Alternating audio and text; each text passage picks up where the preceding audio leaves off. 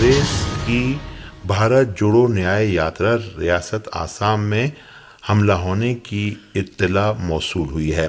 ہندوستانی میڈیا کے مطابق کانگریس پارٹی نے کہا ہے کہ ریاست آسام کے شمالی ضلع لکھیم پور میں راہل گاندھی کی قیادت میں جاری بھارت جوڑو نیائے یاترا پر حملہ کیا گیا ہے۔ حملہ آوروں نے جو ڈنڈے لے کر حملہ کرنے پہنچے تھے، کئی بینر اور پوسٹر پھاڑ دیے ہیں۔ ریاست آسام میں راہل گاندھی کی قیادت میں جاری بھارت جوڑو نیائے یاترا کا آج تیسرا دن ہے۔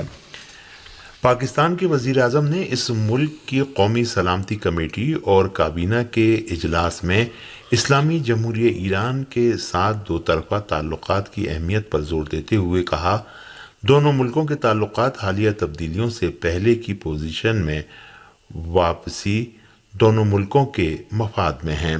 پاکستان کی قومی سلامتی کمیٹی کے اجلاس کے بعد کابینہ کے اراکین نے سول اور فوجی حکام کے فیصلے سے اسلامی جمہوریہ ایران کے ساتھ مکمل طور پر سفارتی تعلقات بحال کرنے اور دونوں ملکوں کے سفراء کی ایک دوسرے کے دارالحکومتوں میں واپسی سے اتفاق کیا۔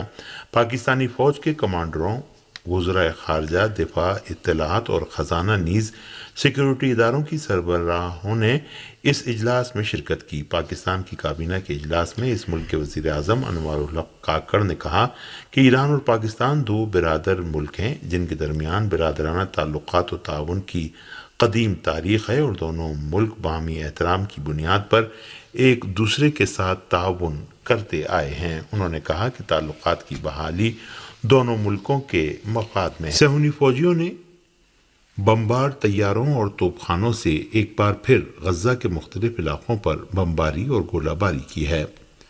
غاصب صہیونی فوجیوں نے غزہ کے عام شہریوں پر ہوائی حملے اور گولہ باری کر کے فلسطینی باشندوں کا قتل عام کرنے کے ساتھ ساتھ مختلف علاقوں پر حملے بھی کیے ہیں۔ الجزیرہ کی رپورٹ کے مطابق فلسطینی مزاحمت اور صہیونی غاصب فوجیوں کے درمیان مشرقی خان یونس کے ابسان الکبیرہ علاقے میں گھمسان کی جنگ بھی ہوئی ہے۔ فلسطینی ذرائع نے خان یونس کے جنوبی علاقے میں مسجد السلام کے نزدیک بعض فلسطینیوں کے شہید ہونے کی خبر دی ہے اور اعلان کیا ہے کہ صہیونی فوج نے طبی عملے کو شہداء کی لاشوں کے قریب جانے کی اجازت نہیں دی۔ فلسطین کے انفارمیشن سینٹر نے غزہ کے علاقے البصرہ میں مسجد النور پر بمباری کے نتیجے میں متعدد فلسطینیوں کے زخمی ہونے کی خبر دی ہے۔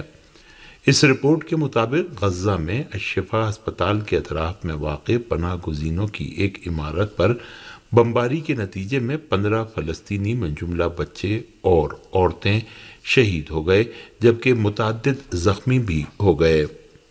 غزہ پر 7 اکتوبر سے جاری صہیونی حکومت کے حملوں کے آغاز سے اب تک 24,800 کے قریب فلسطینی شہید ہو چکے ہیں جبکہ اس مدت میں 62,000 سے زیادہ فلسطینی زخمی ہوئے ہیں۔ فلسطینی ذرائع نے شمالی بیت المقدس اور غرب اردن کے مختلف علاقوں میں فلسطینیوں پر جاری اسرائیلی فوجیوں کے حملے کی خبر دی ہے۔ المیادین کی رپورٹ کے مطابق صہیونی فوجیوں نے شمالی مقبوضہ بیت المقدس پر حملہ کیا ہے۔ صہیونی فوج نے شمالی مقبوضہ بیت المقدس میں واقع شافات کیمپ پر بموں سے حملے کیے ہیں۔ صہیونی فوجیوں نے اسی طرح غرب اردن کے دیگر علاقوں کو بھی اپنے حملوں کا نشانہ بنایا ہے۔ اس درمیان فلسطینی مجاہدین کی غرب اردن کے شہر طولباس میں تیاسیر گزرگاہ میں اسرائیلی فوجیوں سے لڑائی ہوئی۔ شہدائے الاقصی بریگیڈ نے اعلان کیا ہے کہ ہمارے مجاہدین نے تیاسیر چیک پوسٹ پر گولہ باری کی ہے۔ صہیونی فوجیوں نے اسی طرح مشرقی نابلس میں بلاتا کیمپ پر حملہ کیا ہے۔ اس حملے کے نتیجے میں فلسطینی مجاہدین اور غاصب فوجیوں کے درمیان گھمسان کی لڑائی شروع ہو گئی۔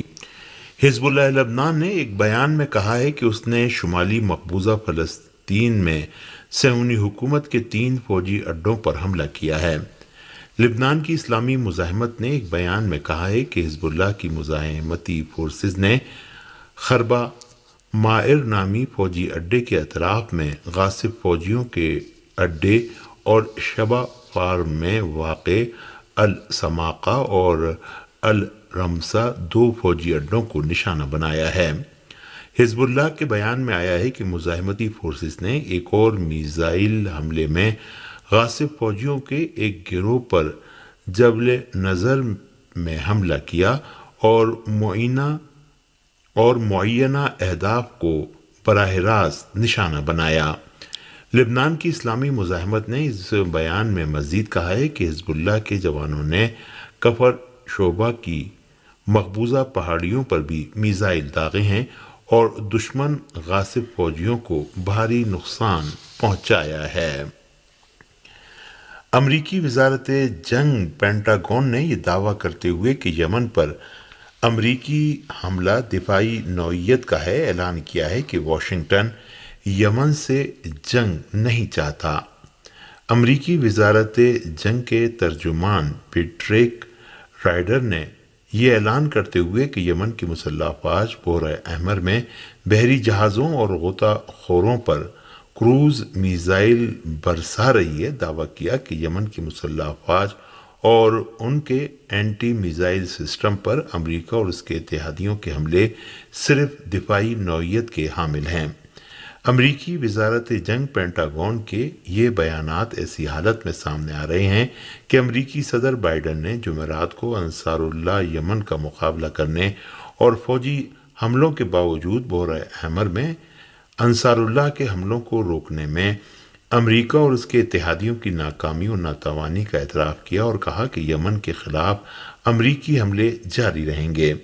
امریکی صدر نے کہا کہ یمن کی مسلح افواج کے خلاف امریکہ کے فوجی حملے جاری رہیں گے، تاہم انہوں نے اعتراف کیا کہ امریکہ اور برطانیہ کی بمباری بحیرہ احمر میں جہازوں پر یمنی فوج کے حملے رکنے پر منتج نہیں ہوئے ہیں۔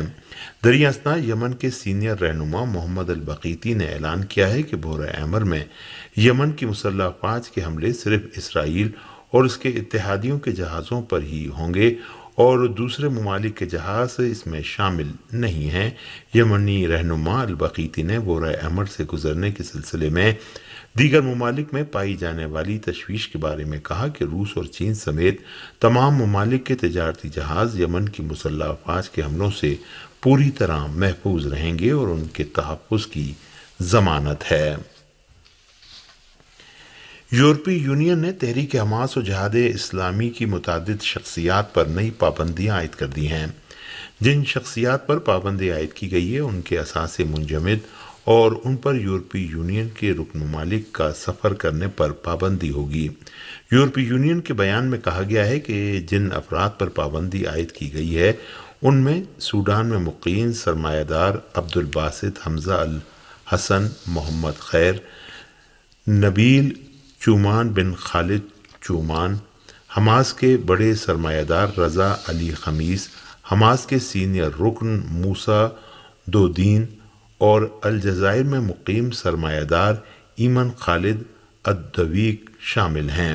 اس بیان میں مزید کہا گیا ہے کہ نئی پابندیاں 19 جنوری 2024 تک نافذ ہوں گی اور اس دوران پابندیوں کے خاتمے یا اس میں تبدیلی کا امکان موجود رہے گا۔ بدھ کو بلومبرگ نے رپورٹ دی تھی کہ یورپی یونین حماس اور اس استقامتی گروہ کے مالی ذرائع پر پابندیاں عائد کرنا چاہتی ہے۔